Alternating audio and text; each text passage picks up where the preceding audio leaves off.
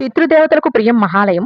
ఈ నెల 18వ తారీఖు నుండి వచ్చే నెల 2వ తారీఖు వరకు మహాలయ పక్షాలు నడుస్తాయి. పితృదేవతలకు ఆకలా అనే సందేహం కలగవచ్చు. ఈ కనిపించే సకల చరాచర జగత్తు మొత్తం ఆకలి అనబడే సూత్రం మీదనే నడుస్తుంది. మరణించిన ప్రాణి ఆత్మ రూపంలో పితృలోకంలో ఉంటుంది. ఆ ఆత్మ తన పూర్వ కర్మానుభవం కోసం తిరిగి ఈ భూమి మీద జీవాత్మగా అవతరించడానికి అన్నాన్ని ఆశ్రయిస్తుంది. మరణించిన మన పితరులకు మోక్షం కలగాలంటే కర్మ పరిపక్వం కావాలి. అలా జరగాలంటే పితృదేవతలు దేహధారణ చేసి ఈ లోకంలోకి రావాలి. అలా రావాలంటే తన రక్తం పంచుకు పుట్టిన పుత్రులు మాత్రమే అన్నాన్ని అందించాలి. అప్పుడే వారికి పితృ రుణం తీరుతుంది. రుణం తీరడం అంటే మోక్షం పొందడమే. మన పితృదేవతలకు ప్రీతికరమైన శ్రాద్ధ కర్మలను ప్రతి ఒక్కరూ తప్పనిసరిగా ఆచరించాలి.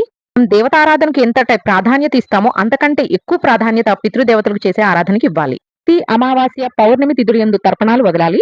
ఈ రోజుల్లో తర్పణాలు వదలకపోతే అటువంటి వాళ్ళు మహాలయ పక్షంలో వచ్చే అమావాస్య రోజు పితృదేవతలకు తర్పణం వదిలితే సంవత్సరం మొత్తం పితృదేవతలకు తర్పణాలు వదిలిన ఫలితం కలుగుతుంది.